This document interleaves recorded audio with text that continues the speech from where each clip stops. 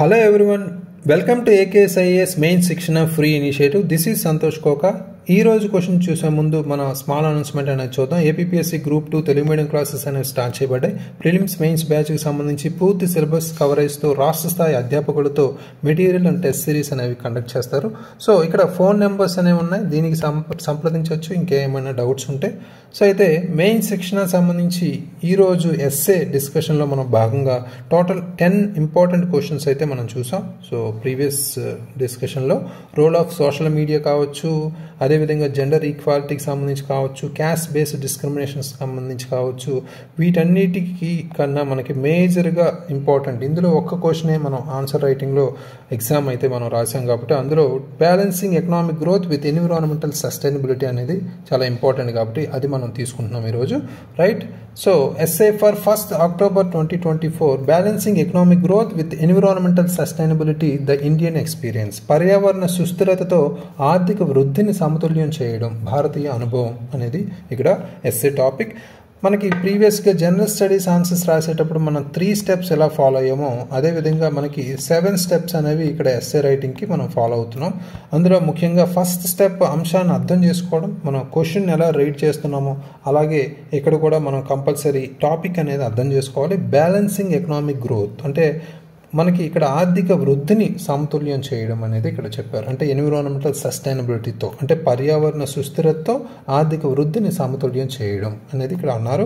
So అయితే economic growth, అదేవిధంగా environment, దాంతోపాటు సస్టైనబిలిటీ, అదేవిధంగా ఎన్విరాన్మెంటల్ సస్టైనబిలిటీ. ఇక్కడ సుస్థిరత అంటే ఏంటో అనేది మనం ఫోకస్ చేయాలి. పర్యావరణ సుస్థిరత, అదేవిధంగా పర్యావరణం, ఆర్థిక వృద్ధికి సంబంధించి అన్ని సెక్టార్లకు సంబంధించి లింక్ అయితే ఉండాలి మనకి ఇక్కడ, రైట్. అదేవిధంగా సమతుల్యం చేయడం అనే టాపిక్ని మనం మేజర్గా ఇక్కడ స్ట్రెస్ చేయాలి, రైట్. ఇక్కడ భారతీయ అనుభవాన్ని ఇచ్చారు అంటే ఇక్కడ మేజర్గా భారతదేశాన్ని కంటెక్స్ట్లోనే రాయాలి. సో బౌండరీస్ దాటి మనం వెళ్ళకూడదు. భారతదేశానికి సంబంధించి మనకి ఏవైతే సవాళ్ళు ఉన్నాయో, ఏం చేశారు, ఎప్పటికీ ఏం చేస్తున్నారు, సో అదేవిధంగా ఏం చేయాలి అనేది కూడా మనం ఆ కోణంలోనే రాయాలి మెయిన్స్గా, రైట్.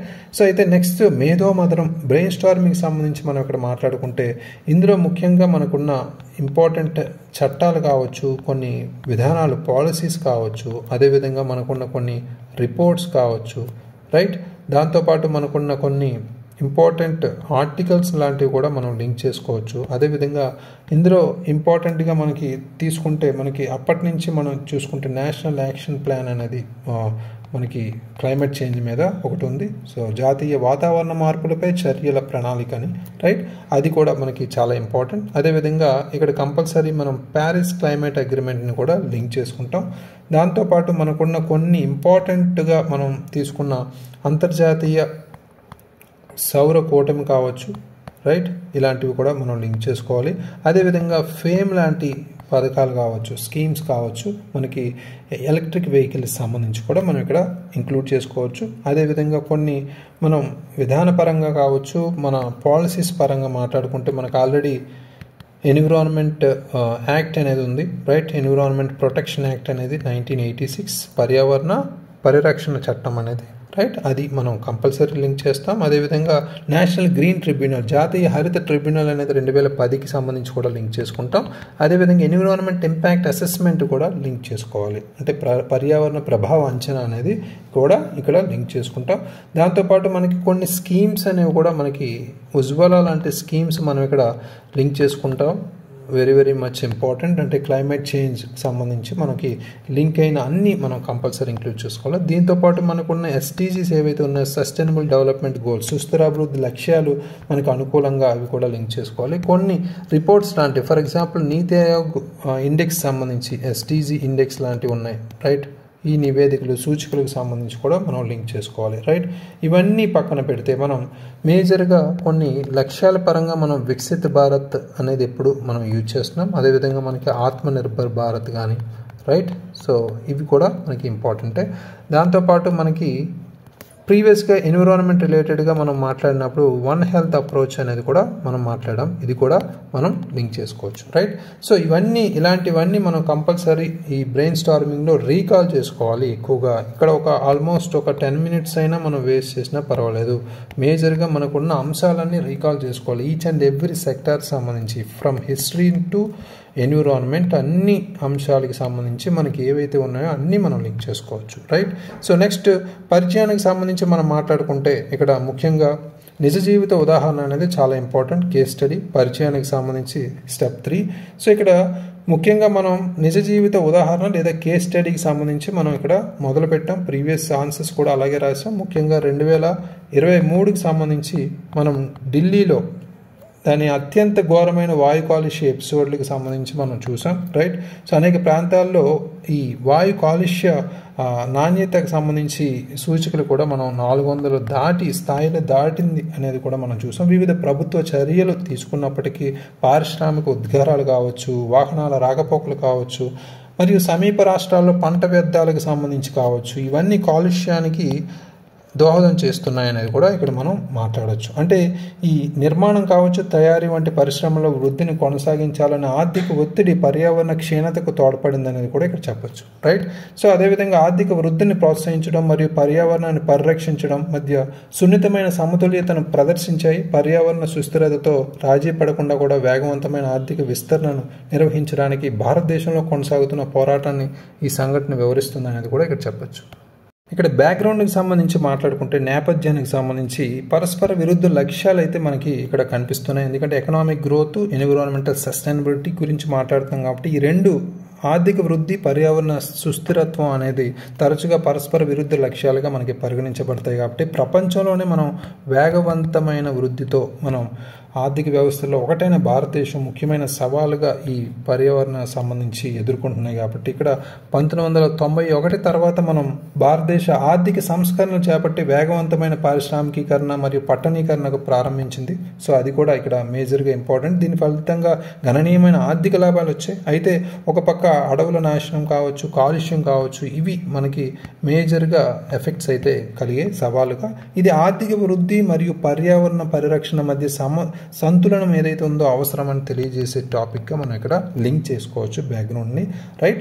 సో అదేవిధంగా మనం చారిత్రక కోణంగా మనం మాట్లాడుకుంటే అంటే బాడీ పార్ట్లో మనం మాట్లాడేటప్పుడు నిర్మాణంగా తీసుకున్నప్పుడు ఆర్థిక వ్యవస్థకు సంబంధించి అన్ని రంగాలు ఏవైతే ఉన్నాయో వాటి గురించి మనం మాట్లాడచ్చు.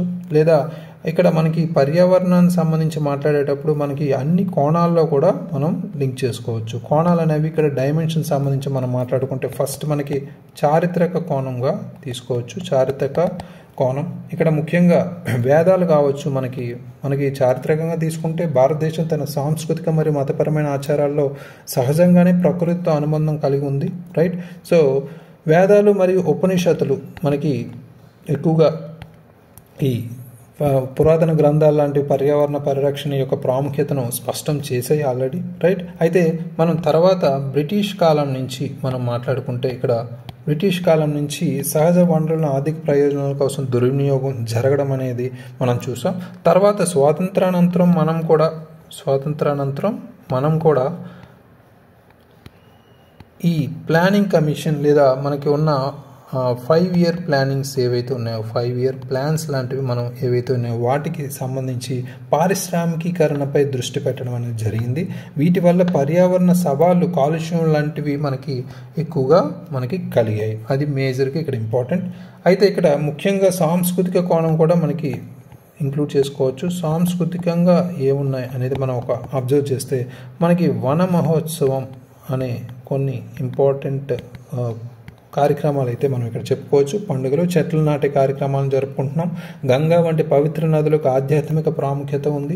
అది కూడా మనం ఇక్కడ మాట్లాడుకుంటే వేగవంతమైన పట్టణీకరణ మరియు జీవనశైలిలో మార్పులు అనే సంప్రదాయాల విలువల నుండి బాగా మనకి దూరంగా అయితే ముందుకెళ్ళాం. అయితే ఇక్కడ గంగా నదిని శుభ్రం చేయడం సంబంధించి మనం మాట్లాడుకుంటే మనకి నమామి గంగే అనే కార్యక్రమం కూడా మనం ఇక్కడ లింక్ చేసుకోవచ్చు, రైట్. ఇలాంటివన్నీ మనకి పర్యావరణ పథకాలకు సంబంధించి మనం మాట్లాడుకోవచ్చు. పునరుద్ధరించడానికి ప్రయత్నాలు చేస్తున్నాయి అనేది, రైట్. నెక్స్ట్ రాజకీయ పరంగా అదేవిధంగా విధానపరంగా మనకున్న అంశాలు, కోణాలు సంబంధించి మనం మాట్లాడుకుంటే మనం 2008లోనే ఇక్కడ national action plan on climate change అనేది స్థాపించాం. అంటే జాతీయ వాతావరణ మార్పులపై ఒక చర్యల ప్రణాళిక అనేది తీసుకొచ్చాం. ఇది ఒక 8 రకాల మిషన్స్తో ఆబ్జెక్టివ్స్తో మనం తీసుకొచ్చాం. సౌరశక్తి, హరిత భారతదేశం వంటి కార్యక్రమాలతో మనం లింక్ చేసుకున్నాం. అలాగే మనం భారతదేశం అయితే ప్యారిస్ ఒప్పందాన్ని కూడా ఒప్పందం మీద కూడా సంతకం చేసింది. తన ఉద్గారాలను 2030 నాటికి 33 నుంచి 35% తగ్గించాలనే లక్ష్యాలను కూడా ఇక్కడ హామీ చేసింది. రైట్, ఇది కూడా మనకి మేజర్ పాయింటే.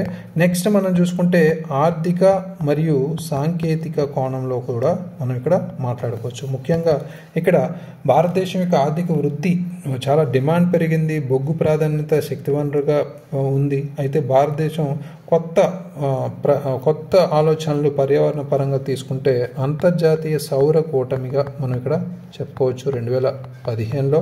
రైట్, సో ఈ 2021 నాటికి మనం 100 గిగావాట్లు మనం పునరుత్పత్తి శక్తి సామర్థ్యాన్ని సాధించడం, భారతదేశం శక్తిని స్వచ్ఛంగా చేసుకోవాలనే ప్రతిబింబన అనేది మనకి ఇక్కడ చెప్పచ్చు. రైట్, అదేవిధంగా మనకి విద్యుత్ వాహనాలు ఏవైతే ఉన్నాయో వాటికి సంబంధించి మనం ఫేమ్ లాంటి పథకాల గురించి చెప్పుకోవచ్చు. Faster adoption and manufacturing of hybrid and electrical vehicles లాంటి పథకాల ద్వారా విద్యుత్ వాహనాలను ప్రోత్సహించడం ద్వారా వాహనాల కాలుష్యాన్ని తగ్గించడంలో సహాయపడతాయి అనేది కూడా మనం చెప్పుకోవచ్చు. ఫేమ్ 2 లాంటివి రీసెంట్గా మనం స్టార్ట్ చేసాం కాబట్టి. రైట్, నెక్స్ట్ మనం సామాజిక మరియు పర్యావరణ కోణం కూడా కవర్ చేయాల్సిందే. ఎందుకంటే మనం మాట్లాడుతుంది పర్యావరణ టాపిక్. అందులో ఆర్థిక అభివృద్ధి లక్షలాది మంది పేదరికం నుండి బయటపడగడం, అంటే ఒక పక్క ఆర్థిక వృద్ధి ఎకనామిక్ గ్రోత్ అనేది పవర్టీ నుంచి చాలా మందిని బయటపడేసింది. బట్ పర్యావరణ ధ్వంసం ఏదైతే ఉందో అది చాలామంది అణగారిన వర్గాలు ఎవరైతే ఉన్నారో వారిని ప్రభావం చేసింది. అణగారిన వర్గాలే ఎక్కువగా ప్రభావం అయ్యారు అనేది లింక్ చేస్తాం ఇక్కడ. రైట్, సో నెక్స్ట్ మనం మాట్లాడుకుంటే ఇక్కడ గాలి నాణ్యతకి సంబంధించి కావచ్చు. ఫర్ ఎగ్జాంపుల్ 2019లో గాలి కాలుష్యానికి సంబంధించి మాట్లాడుకుంటే ముఖ్యంగా ఇక్కడ మరణాలు చాలా సంభవించాయి అనేది కూడా కొన్ని global burden of disease study అనేది వెల్లడించింది. సో పారిశ్రామిక ప్రాజెక్టులు మరియు అడవుల నాశనం అనేది చాలా వరకు వలసలకి కారణం అవుతున్నాయి అనేది కూడా ఇక్కడ మనం క్లియర్ కట్గా చెప్పచ్చు. రైట్, సో అదేవిధంగా ఆదివాసీ ప్రజలు కూడా పెనుముప్పును ఎదుర్కొంటున్నారు. వీటి వల్ల మనం చూసాం సోషల్గా సామాజికంగా చూసుకుంటే 1970ల ప్రాంతంలో మనకి చిప్కో ఉద్యమం అనేది కూడా వీటి వల్ల జరిగింది. అదేవిధంగా మనకున్న 1980 నర్మదా బచావో అనే ఆందోళన కూడా మనకి ఇక్కడ జరిగాయి. రైట్, ఇలాంటివన్నీ మనకి చాలా సామాజిక ఉద్యమాలు అనేవి పర్యావరణ నాశనాన్ని నిరసించడం వల్ల పర్యావరణ పరిరక్షణకు పురుకొల్పాయి అనేది కూడా చెప్పుకోవచ్చు. ఫైనల్గా మనకి నెక్స్ట్ పార్ట్లో మనకి నెక్స్ట్ స్టెప్లో మేజర్ ఫోకస్ ఏరియా విశ్లేషణ మరియు విమర్శనాత్మక మూల్యాంకనం. కాబట్టి ముఖ్యంగా ఇక్కడ ఫోకస్ ఏరియా మనకి విధానపరమైన విభేదాలు ఏవైతే ఉన్నాయో వాటికి సంబంధించి మనం సవాలుగా చెప్పుకోవచ్చు. ముఖ్యంగా విధానపరమైన విభేదాలు అయితే మనకి ఇక్కడ చెప్పుకోవచ్చు. ఎందుకంటే మనకున్న అభివృద్ధి విధానాలు తరచుగా తక్షణ ఆర్థిక లాభాలను ప్రాధాన్యం చేస్తున్నాయి. సో అడవుల నాశనం మరియు స్థానభ్రంశం అనేది జరుగుతున్నాయి ఎక్కువగా. రైట్, ఒక పక్క అడవుల నాశనం వల్ల ఇక్కడ పక్షులు జంతువులు నష్టపోతున్నాయి, ఒక పక్క అక్కడ ఉన్న గిరిజనులకు కూడా స్థానభ్రంశం అనేది మేజర్ సవాలుగా చెప్పుకోవచ్చు. నెక్స్ట్ మనకి సాంకేతిక ఆర్థిక పరిమితులు కూడా మనకి చాలా ఉన్నాయి. సాంకేతిక ఆర్థిక పరిమితులు, ఈ ఆర్థిక పరిమితులకు సంబంధించి ఎందుకు మాట్లాడుతున్నాం అంటే ఈ పర్టికులర్ సాంకేతికతలను మనకి హరిత సాంకేతికతలను మారడానికి పెద్ద మొత్తంలో ఆర్థిక వనరులు సాంకేతిక పరిజ్ఞానం అవసరం అవుతుంది. కాబట్టి మనకి మేజర్గా ఈ ఇంపార్టెంట్గా మనం చెప్పుకోవచ్చు. నెక్స్ట్ నియంత్రణ లోపాలు అనేది కూడా చాలా ఉన్నాయి, అంటే రెగ్యులేటరీ గ్యాప్స్ అనేవి ఉన్నాయి. ఎందుకంటే మనకి ఆల్రెడీ పర్యావరణ పరిరక్షణ చట్టాలు ఏవైతే ఉన్నాయి, ఎన్విరాన్మెంట్ ప్రొటెక్షన్ యాక్ట్ 1986 కావచ్చు, అదేవిధంగా ఇలాంటి చట్టాలకు సంబంధించి అమలు చేయడంలో మరింత కఠినత్వం చేయడం పోవడం కూడా అది ఒక లోపంగా చెప్పుకోవచ్చు. దాంతోపాటు మనకి పర్యావరణ లేదా పట్టణీకరణ ఒత్తిడి అనేది చాలా ఉంది, ప్రెజెంట్ పెరుగుతుంది అది. రైట్, కాలుష్యం, వ్యర్థాల నిర్వహణ సమస్యలు వంటివి సహజ వనరులపై తీవ్ర ప్రభావం కూడా జరుగుతున్నాయి. రైట్, సో ఇవి మేజర్గా మనం సవాలుగా రాయొచ్చు. అదేవిధంగా ప్రభుత్వం తీసుకున్న చర్యలు ఇక్కడ మాట్లాడుకుంటే మనకి NGT జాతీయ హరిత ట్రిబ్యునల్ మనకి ఏదైతే ఉందో 2010లో ప్రారంభమై ఈ ట్రిబ్యునల్ ప్రత్యేకంగా పర్యావరణ చట్టాలను అమలు చేయడంలో కీలక పాత్ర పోషిస్తుంది అనేది కూడా మనం ఇక్కడ చెప్పొచ్చు.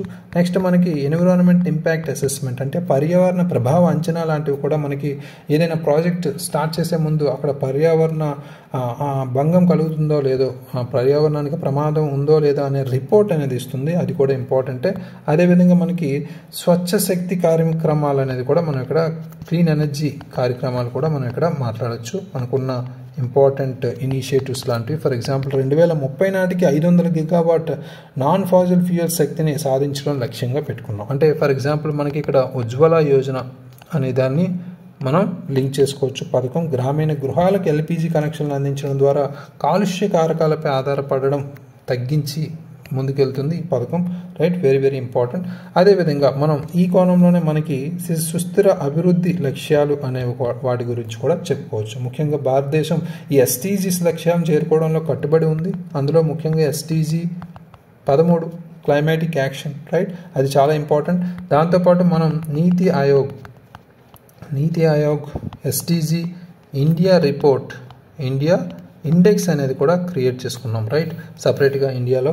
Very very important. ఇలాంటి నివేదికలు ఈ సూచీలపై దేశం సాధించిన పురోగతిని పర్యవేక్షించడానికి మనకి చాలా ఉపయోగపడతాయి అనేది కూడా మనం ఇక్కడ చెప్పచ్చు. నెక్స్ట్ మనకి అవసరమైన చర్యలకు వచ్చేస్తే మనకి ఇక్కడ నవీకరించదగిన శక్తిని ప్రాధాన్యతగా మనం తీసుకోవచ్చు. అంటే సౌరశక్తి లాంటివి మనకి పునరుత్పత్తి వనరులపై మనం ఆధారపడే విధంగా మనం ప్రోత్సాహన అనేది మనం ఇంకా ముందుకు తీసుకెళ్లొచ్చు. పెంచడం ద్వారా బొగ్గు ఇతర కాలుష్యకారక ఇంధనాలపై ఆధారపడే స్థాయిని తగ్గించాలి అనేది కూడా ఇక్కడ చెప్పచ్చు. అదేవిధంగా పర్యావరణ విద్య ప్రచారం అనేది కూడా మనకి చాలా ఇంపార్టెంట్. అంటే అవగాహన, పర్యావరణం మీద అవగాహన, పర్యావరణ సమస్యలపై అవగాహన చిన్న వయసులోనే పెంచడం కీలకం. ఇక్కడ పర్యావరణ విద్యను పాఠశాల విద్యా క్రియలో సమగ్రపరచాలనేది కూడా మనకి చెప్తున్నారు. తద్వారా భవిష్యత్ తరాలను కూడా సుస్థిరమైన దృష్టికోణంతో మనం ముందుకు తీసుకెళ్లొచ్చు అనేది కూడా ఇక్కడ క్లియర్ కట్గా చెప్పచ్చు. అదేవిధంగా మనకి పాలసీ అంటే విధాన అమలు అనేది చాలా బలపరచడం చాలా అవసరం ఇక్కడ. అంటే స్ట్రాంగ్ పాలసీస్ అనేవి తీసుకురావాలి. అంటే పర్యావరణ నియంత్రణలను కఠినంగా అమలు చేయడం అవసరం. కేంద్ర మరియు రాష్ట్ర ప్రభుత్వాల మధ్య సహకారం కూడా, అలాగే లెక్కింపు విధానాల ద్వారా నిర్లక్ష్యాన్ని కూడా తగ్గించాలనేది కూడా ఇక్కడ చెప్తున్నారు. రైట్, సో నెక్స్ట్ సమగ్ర పట్టణ ప్రణాళికలు కూడా చాలా ఇంపార్టెంట్ మనకి. సమగ్ర పట్టణ ప్రణాళికలు, ఎందుకంటే మనకి ఈ పట్టణీకరణ అనే ఒత్తిడి అనేది మేజర్ సవాలుగా మనం ఆల్రెడీ డిస్కస్ చేసాం. సో వ్యర్థాల నిర్వహణ, నీటి గాలి కాలుష్యం వంటి సమస్యలను పరిష్కరించడానికి ఈ సమగ్ర పట్టణ ప్రణాళిక అనేది రూపొందించడం చాలా అవసరం అనేది ఇక్కడ చెప్తాం. రైట్, సో ఇది మనకి మేజర్ స్టెప్ 5. స్టెప్ 6లోకి వచ్చేసరికి కంక్లూజన్, ముగింపుకు వచ్చేసరికి మనం ఇక్కడ భారతదేశం అనేక పర్యావరణ విధానాలను అమలు చేయడం ద్వారా కొన్ని కీలక అడుగులు వేశాం. అయినా పునరుత్పాదక శక్తి కావచ్చు, శుభ్ర పరిశ్రమలు కావచ్చు వంటి రంగాల్లో మనం పెట్టుబడులు పెట్టడం ద్వారా భవిష్యత్ తరాలకు సురక్షిత పర్యావరణాన్ని కలిగించవచ్చు అనేది మనం ఒక సారాంశం ఏదైతే మనం ఇప్పటివరకు రాసాం దాని నుంచి ఒక కీ అవుట్పుట్ అనేది మనం ఇక్కడ మెన్షన్ చేస్తాం. రైట్, భవిష్యత్తుకు సంబంధించి మనం లక్ష్యం ఏదైతే ఉందో మనకి గ్రీన్ ఎకానమీ మీద దృష్టి పెట్టచ్చు, హరిత ఆర్థిక వ్యవస్థ, అది కూడా మనకి ఇంపార్టెంట్. రైట్, సో అదేవిధంగా మనకి ఇక్కడ వికసిత్ భారత్ అనే లక్ష్యం కావచ్చు, లేదా మనకున్న ఆత్మనిర్భర్ భారత్ లాంటి దార్శనికత విజన్స్ లాంటివి ఏవైతే ఉన్నాయో, ఆర్థిక స్వావలంబన మాత్రమే కాకుండా పర్యావరణ స్థితిస్థాపకత కూడా ఉండాలి. సుస్థిరమైన అభివృద్ధిలో భారతదేశం ప్రపంచ నాయకుడిగా మారేలా చూసుకోవాలనేది మనం ఇక్కడ చెప్పచ్చు. అంటే ఇక్కడ ఆర్థిక స్వావలంబన మాత్రమే కాదు అనే వర్డ్ మనకి ఇంపార్టెంట్. దాంతోపాటు మనకి కావాల్సిందంటే పర్యావరణ స్థితిస్థాపకత. రైట్, అనేది చాలా ఇంపార్టెంట్ అనేది ఇక్కడ మనం క్లియర్ కట్గా చెప్తాం. రైట్, సో ఇది మేజర్గా. అదేవిధంగా మనకి ఇక్కడ వన్ హెల్త్ అప్రోచ్ మనం ఏదైతే ప్రీవియస్ క్లాసెస్లో డిస్కస్ చేసుకున్నామో వన్ హెల్త్ అప్రోచ్ అనేది కూడా ఇక్కడ మనం క్లియర్ కట్గా కనెక్ట్ చేసుకోవచ్చు. Right, so very very important. So animals, అదేవిధంగా హ్యూమన్స్, ఎన్విరాన్మెంట్, హెల్త్ అంత అనుసంధానించబడుతుంది అనేది ఇక్కడ ఈ అప్రోచ్ యొక్క అర్థం. చాలా ఇంపార్టెంట్ ఇది. సో దీన్ని మనం ఇక్కడ మన ఆన్సర్లో కంపల్సరీ మనం ఎస్టీజీస్ ఎలా అయితే లింక్ చేసుకుంటున్నాం కంపల్సరీ ఇది కూడా ఇంక్లూడ్ చేసుకునేలా చూసుకోవాలి. రైట్, ఇది perfect structure according to the keywords of the question, right. ఇక్కడ మనం ఏ క్వశ్చన్ ఇచ్చినా, ఏ ఎస్ఏ ఇచ్చినా అది హిస్టారికల్, ఎకనామికల్ అని కాదు, అన్ని కోణాల్లో, అన్ని డైమెన్షన్స్లో రాయడానికి ట్రై చేయాలి. ఎస్ఏ అయినా జనరల్ స్టడీస్ ఆన్సర్ వేరు, మనకి ఇచ్చిన కీవర్డ్స్ సంబంధించి అక్కడికక్కడ ఆ సబ్జెక్ట్ రిలేటెడ్ మనం మాట్లాడతాం. బట్ ఇక్కడ వచ్చేసరికి కంపల్సరీ అన్ని డైమెన్షన్లో మాట్లాడాల్సిందే, రైట్. ఎంత మనం ఎనలైజ్ చేసుకుంటే అంత ఎక్కువ వస్తుంది. బట్ ఇక్కడ పాయింట్స్ అనేవి మనం ఎగ్జాంపుల్స్తో, రీసెంట్ రిపోర్ట్స్తో, ఇండిసెస్తో, ఇంపార్టెంట్ కోడ్స్తో, అదేవిధంగా మనకున్న ఇంపార్టెంట్ కరెంట్ అఫైర్స్ ఇన్సిడెంట్స్తో మనం లింక్ చేసుకోవాలి, రైట్. అయితే ఈరోజు రాసిన ఆన్సర్స్ సంబంధించి మనం మాట్లాడుకుంటే, సో ముఖ్యంగా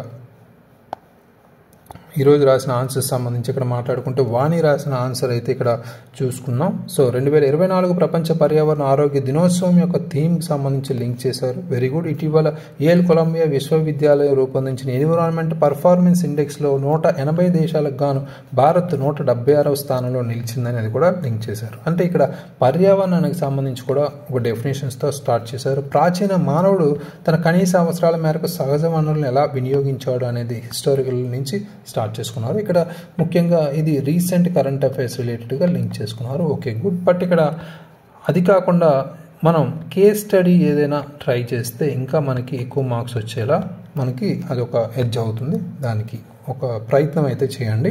సో మానవుడు నిప్పు కనిపెట్టడం నుంచి మనకి పర్యావరణం మీద ఎలా మనం ధ్వంసం అనేది మొదలుపెట్టాం, ప్రభావం ఎలా మొదలైంది అనేది ఇక్కడ రాసుకుంటూ వచ్చారు. మొత్తం మీద అభివృద్ధి కార్యక్రమాల పేరిట మానవుడు స్వల్పకాలిక ఆర్థిక ప్రయోజనాలు ఏవైతే ఉన్నాయో వాటి కోసం మనకి ముందుకు వెళ్ళాడు. పర్యావరణ సమస్యలు అనేవి ఎదుర్కొంటూ వస్తున్నాడు. అవి ఏంటి అనేది ఇక్కడ క్లియర్ కట్గా మొత్తం ఒక ఫ్లో చార్ట్తో లింక్ చేసుకున్నారు. వెరీ గుడ్, వాల్యూ యాడెడ్ పాయింట్గా చెప్పుకోవచ్చు. నెక్స్ట్, పై పర్యావరణ సమస్యల దృష్ట్యా ప్రపంచ దేశాలన్నీ పర్యావరణ సుస్థిరాభివృద్ధి లక్ష్యాల అజెండాగా ముందుకెళ్తున్నాయి. భావితరాల దృష్టిలో అభివృద్ధి ఉండాలనే సుస్థిరాభివృద్ధిని అందిస్తున్నాయి అనేది కూడా ఇక్కడ చెప్పారు. అదేవిధంగా ఇక్కడ పర్యావరణ సుస్థిరాభివృద్ధి, సమాజం, పర్యావరణ, ఆర్థిక వ్యవస్థ లింక్ చేసి ఒక ఫ్లో చార్ట్ అయితే వేశారు. Very good. భారతదేశంలో పర్యావరణ సుస్థిరతతో ఆర్థిక వృద్ధిని సమతుల్యం చేయడానికి క్రింది అనుకూల విధానాలను ఆయా రంగాల్లో అనుసరించడం అవసరం అనేది ఇక్కడ చెప్తున్నారు, రైట్. సో సేంద్రియ వ్యవసాయం, జీవ ఎరువులు, జీవ క్రిమి సంహారకాలు, వాటర్ షెడ్ నిర్వహణ, జీవ ఇంధనాల వాడకం, పునరుత్పత్తి చెందిన ఇంధన వనరులు కావచ్చు, జీవ ఇంధనాల వాడకం, హరిత నగరాలు, సాంప్రదాయేతర ఇంధన వనరులు. అంటే ఇక్కడ మనకి అన్నీ చూసుకుంటే మనకి ఇక్కడ వ్యవసాయం వచ్చింది, రైట్. వ్యవసాయ రంగం వచ్చింది, అదేవిధంగా పరిశ్రమ రంగం వచ్చింది, దాంతోపాటు మనకి సేవా రంగాన్ని కూడా లింక్ చేసుకున్నాం, రైట్. సో ఇవన్నీ రంగాలు మనకి కంపల్సరీ ఇక్కడ లింక్ చేసుకున్నాం, right. Very good. So next, సేంద్రియ వ్యవసాయానికి సంబంధించి అంటే ఇప్పుడు చెప్పిన అన్ని పాయింట్లు వివరంగా క్లియర్ కట్గా ఇక్కడ మెన్షన్ చేస్తున్నారు. సో సేంద్రీయ వ్యవసాయానికి సంబంధించి ఇటీవల మనకి బడ్జెట్లో ఎంత కేటాయించారు అనేది కూడా ఇక్కడ లింక్ చేసుకున్నారు. 100 కోట్ల నిధికి సంబంధించి. జీవ ఎరువులకు సంబంధించి మనం మాట్లాడుకుంటే మనకి ఎరువులను జీవ ఎరువులుగా ఎలా పిలుస్తారో అదేవిధంగా వాటి లాభాలు కూడా ఇక్కడ లింక్ చేసుకున్నారు. జీవ క్రిమి సంహారకాలకు సంబంధించి మాట్లాడుకుంటే మనకున్న ఎగ్జాంపుల్స్, దాంతోపాటు ఎలా లాభాలు వస్తున్నాయి అనేది కూడా ఇక్కడ లింక్ చేసుకున్నారు. Very good. నెక్స్ట్ మనం మాట్లాడుకుంటే వాటర్ షెడ్ నిర్వహణకు సంబంధించి కూడా ఇక్కడ ప్రతి భౌగోళిక ప్రాంతంలో అందుబాటులో ఉన్న ప్రతి ఒక్క నీటి బొట్టును కూడా వృధా కానివ్వకుండా వినియోగం చెందడం అనేది కూడా ఇక్కడ లింక్ చేసుకున్నారు. పునరుత్పాది చెందే ఇంధన వనరుల వాడకం కూడా లింక్ చేసుకున్నారు ఇక్కడ. Very good. National solar machine సంబంధించి కూడా మనకి ఇక్కడ లింక్ చేసుకున్నారు. So very good. సో అదేవిధంగా మనకి ఇక్కడ భారతదేశం 2030 నాటికి 5 MMT గ్రీన్ హైడ్రోజన్ లక్ష్యంగా పెట్టుకుందనేది కూడా లింక్ చేసుకున్నారు. దాంతోపాటు మనం ఇక్కడ ఇంటర్నేషనల్ సోలార్ అలయన్స్ కూడా లింక్ చేసుకోవచ్చు. జైవ ఇంధనాల వాడకం సంబంధించి కూడా ఇక్కడ లింక్ చేసుకున్నారు. Very good. Biogas, bio ethanol లాంటివి. నెక్స్ట్, సాంప్రదాయేతర ఇంధన వనరులకు సంబంధించి మాట్లాడుకుంటే సౌర విద్యుత్ కావచ్చు. ముఖ్యంగా మన 2024 నాటికి సౌర విద్యుత్తులో భారత్లో ప్రపంచంలోనే 4వ స్థానం అనేది కూడా ఇక్కడ చెప్తున్నారు. ప్రయత్నాలు జరుగుతున్నాయని. పవన విద్యుత్ శక్తికి సంబంధించి శక్తి ద్వారా విద్యుత్ ఉత్పాదన కూడా ప్రయత్నాలు జరుగుతున్నాయి. సముద్ర అలలకు సంబంధించి పై విధానాల ద్వారా పర్యావరణ సమతుల్యత ద్వారా ఆర్థిక వృద్ధి సాధనలో కూడా సవాళ్ళ గురించి ఇక్కడ చెప్తున్నారు. ప్రస్తుతం భారతదేశం సేంద్రీయ వ్యవసాయం వైపు ప్రయత్నాలు సాగించిన దీనివల్ల ప్రస్తుత జనాభా ఆహార కొరత ఏర్పడవచ్చు అనేది కూడా చెప్తున్నారు. ఎగ్జాంపుల్ శ్రీలంక ఆహార సంక్షోభం, పెరుగుతున్న CO2 పరిమాణం కూడా ఇక్కడ చెప్తున్నారు. పెరుగుతున్న ఉష్ణోగ్రతలు, తగ్గుతున్న వాయు నాణ్యతలకు సంబంధించి కూడా లింక్ చేశారు. Very good. సవాళ్ళు లాంటివి. వేగవంతమైన పారిశ్రామికీకరణ, పట్టణీకరణకు సంబంధించి కాలుష్యం పెరగడం, నిర్మూలన మరియు వనరుల క్షీణత, పర్యావరణ సమస్యలకు దారితీస్తూ ఆర్థిక వృద్ధి లక్ష్యాలపై ఒత్తిడి, కాలుష్య రహిత బయో ఇథనాల్ దిశగా భారత్ అడుగులు వేస్తున్నప్పటికీ 2030 నాటికి 20% పెట్రోల్ కలిపే లక్ష్య సాధనలో ఎక్కువ నీటి ఆధారిత పంటలపై దృష్టి పెట్టడం వలన ఆహార పంటల నిర్లక్ష్యం కూడా జరుగుతుంది. గ్రీన్ హైడ్రోజన్ అనేది పర్యావరణ హితం అయినప్పటికీ దీన్ని నిల్వ చేయడం పెద్ద సవాల్. ఇది పేలుడు పదార్థంగా ఉంటుంది, నిర్వహణ ఖర్చు కూడా అధికంగా ఉంటుంది అనేది కూడా చెప్పారు. సముద్ర విద్యుత్ ఉత్పత్తిలో వాడే సాంకేతికత వలన సముద్ర జీవరాశికి హాని కలగడం, పవన శక్తి ఉత్పత్తుల సాంకేతిక సంబంధించి అవరోధాలు కూడా చెప్పారు. అయినప్పటికీ భారత్ వృద్ధి స్థిరత్వాన్ని సమతుల్యం చేయడంలో పై సవాళ్ళను అధిగమిస్తూ ప్రయత్నాలు సాగిస్తూ క్రింది కార్యక్రమాల ద్వారా అనేది స్వచ్ఛ భారత్ కావచ్చు, వాతావరణ కట్టుబాట్లు ఏవైతే ఉన్నాయో మనకి గ్రీన్ హౌస్ ఉద్గారాలకు సంబంధించి ప్యారిస్ క్లైమేట్ వెరీ గుడ్, జాతీయ సౌరశక్తి మిషన్ సంబంధించి కూడా లింక్ చేసుకున్నారు. పర్యావరణ సమతుల్యతకు సంబంధించి ఇక్కడ అంతర్జాతీయ సౌరశక్తి అనేది మనకు చాలా కీలకం. International solar alliance 2015. సో పర్యావరణ సమతుల్యతకు సంబంధించి కూడా కఠిన నిబంధనలు అమలు చేయడం, అదేవిధంగా కట్టుబాట్లు, మనకున్న నెట్ జీరో ఎమిషన్ సంబంధించి సుస్థిర అభివృద్ధి, గ్రీన్ హైడ్రోజన్ వంటి విషయాల్లో పెట్టుబడులకి, అదేవిధంగా మనవంతు పాత్ర వ్యక్తిగత వాహనాలకు బదులు సామూహిక వాహనాలకు సంబంధించి కూడా ఎరువుల వాడకంపై రైతులను ప్రోత్సహించడం, ప్లాస్టిక్ భూతాన్ని తరిమేయడం, వినియోగ వస్తువులై కొన్ని మనకి వస్తువులకు సంబంధించి ఇక్కడ వాడకం అనేది కూడా చెప్పారు. సో సహజ వనరుల పరిమితికి లోబడి వాడడం, 3R గురించి ప్రజల్లో అవగాహన కల్పించడం, ప్రొడ్యూస్, రీయూజ్, రీసైకిల్ అంటే వేస్ట్ మేనేజ్మెంట్కి సంబంధించి కూడా లింక్ చేసుకున్నారు. మొక్కలను నాటే కార్యక్రమాల్లో చురుకుగా పాల్గొనడం, వర్షపు నీరు ఆదా కార్యక్రమాల్లో ప్రజల్లో అవగాహన కల్పించడం గురించి కూడా మాట్లాడారు. పర్యావరణ పరిరక్షణలో సహకరించేందుకు, భూస్వాములను చేసేందుకు, ఇతర సవాళ్లను ఎదుర్కొనడంలో పర్యావరణ ఆరోగ్య నిపుణుల, విద్యావేత్తల కృషి చాలా అవసరం అనేది కూడా చెప్పారు. పర్యావరణం కాపాడుకోవడంతో ప్రభుత్వాల పాత్ర ఎంత ఉందో ప్రతి మనిషి బాధ్యత కూడా అంతే ఉందని ప్రతి ఒక్కరూ గుర్తించగలిగితే పర్యావరణాన్ని మనం కాపాడుకున్నట్టే. ఆరోగ్యకరమైన పర్యావరణం, ఆరోగ్యకరమైన మానవ వనరుల కారణంగా, ఆరోగ్యకరమైన మానవ వనరులు ఆరోగ్యకరమైన ఉత్పాదకతను కారణం, తద్వారా ఆర్థిక వృద్ధి కారణం, తద్వారా సుస్థిరాభివృద్ధి లక్ష్యాల సాధన జరిగి వికసిత్ భారత్ లక్ష్యం అయితే 2047కి నెరవేరుతుంది అనేది లింక్ చేసుకున్నారు. Very good linkage connection. అయితే హోలిస్టిక్గా అన్ని అంశాలు లింక్ చేశారు. ఇన్ బిట్వీన్ ISCA లాంటివి, అదేవిధంగా మనకున్న నీతి ఆయోగ్ ఇండెక్స్, SDG ఇండెక్స్ లాంటివి. సో దాంతోపాటు మనకున్న NGT, మనకున్న కొన్ని పథకాలు, ఎన్విరాన్మెంట్ ప్రొటెక్షన్ యాక్ట్ ఏదైతే ఉందో పర్యావరణ చట్టాలకు సంబంధించి, అదేవిధంగా NGT ఎన్విరాన్మెంట్ ఇంపాక్ట్ అసెస్మెంట్, ఇలాంటివి అక్కడక్కడ మనకి మిస్ అయ్యాయి. సో ఇంకా మనకి ఉజ్వల్ లాంటి కార్యక్రమాలు కూడా, ఉజ్వల్ యోజన లాంటి కార్యక్రమాలు కూడా మనకి ఇంపార్టెంట్గా లింక్ చేసుకోవాల్సిన అవసరం ఉంది. అంటే ఇవన్నీ మనకి పర్యావరణ పరంగానే మాట్లాడుకున్నప్పటికీ అన్ని కోణాల్లో మనకి ఇక్కడ లింక్ చేసుకోవాలి. హిస్టారికల్ నుంచి అదేవిధంగా ఎన్విరాన్మెంట్ వరకు అన్ని సాంకేతిక పరంగా కూడా అంశాలు లింక్ చేసుకుంటూ ఉండాలి. సో అయితే హోలిస్టిక్గా ఈ ఆన్సర్లో మనకి మేజర్ ఫస్ట్ నుంచి చూసుకుంటే మేజర్గా అన్ని అంశాలు లింక్ చేసుకున్నారు. ఓకే, బట్ ఇంట్రడక్షన్ పార్ట్లోకి వచ్చేసరికి కొంత కేస్ స్టడీని మనం లేదా రియల్ టైమ్ ఎగ్జాంపుల్తో స్టార్ట్ చేయడం మనకి ఇంపార్టెంట్. ఫర్ ఎగ్జాంపుల్ ఢిల్లీనే తీసుకోండి, అలాంటి ఎయిర్ క్వాలిటీ ఇండెక్స్ రిలేటెడ్గా మనం స్టార్ట్ చేయొచ్చు, రైట్. సో అదేవిధంగా ఇక్కడ ప్రాచీన కాలం నుంచి మొదలుపెట్టారు అంతా, తర్వాత కొంత మోడర్న్ ఆధునిక భారతదేశ చరిత్రకు సంబంధించి కూడా మనం ఏం స్టార్ట్ చేసాం, పారిశ్రామికీకరణ బ్రిటిష్ వారి తర్వాత ఎలా స్టార్ట్ అయింది, వీటి మీద కూడా ఒక కనెక్షన్ అయితే ఉండాలి. ఒక ఫ్లో కంటిన్యూటీ అనేది అక్కడక్కడ మిస్ అవ్వకుండా ఒక్క లైన్లోనైనా మనం దాన్ని టచ్ చేస్తూ వెళ్ళాలి. ఎస్ఏలో మేజర్గా కీలకంగా, రైట్. సో అది మేజర్ ఇంపార్టెంట్.